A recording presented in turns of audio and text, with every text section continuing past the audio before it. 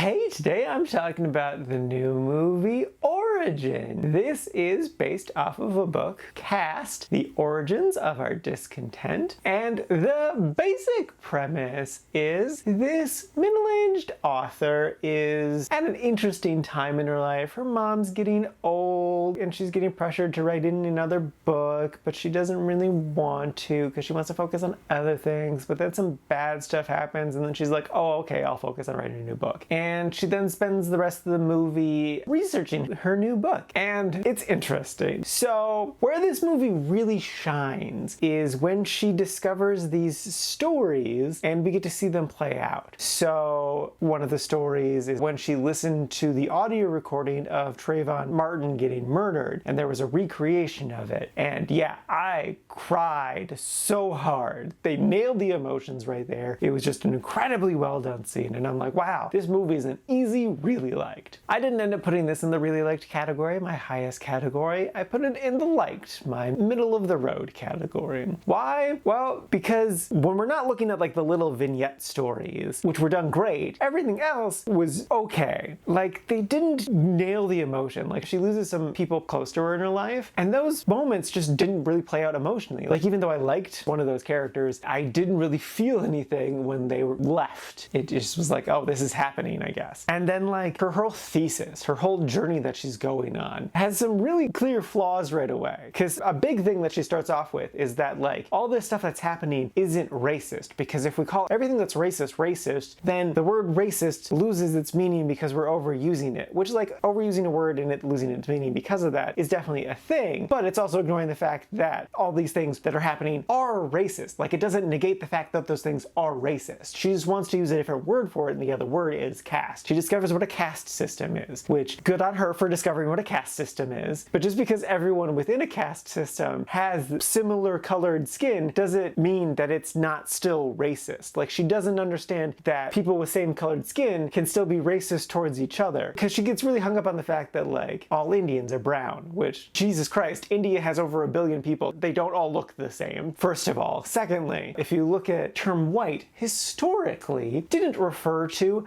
Italians. Italians weren't white historically. Same thing with Irish people. Irish people didn't used to be white. So she's just ignoring the word racism because she doesn't want to use that word. But by disregarding the history and deeper meaning of that word, she completely misses a big part of what it is she's talking about. She's very pretentious. I dislike the main character. And like, yeah, sad stuff happened to her, but like, man. So yeah, I definitely enjoyed parts of this movie, but other parts of this movie really annoyed me. So yeah, I'm fine with where I put it. I put it in the liked category. I think that's a good place for it. Do I recommend it?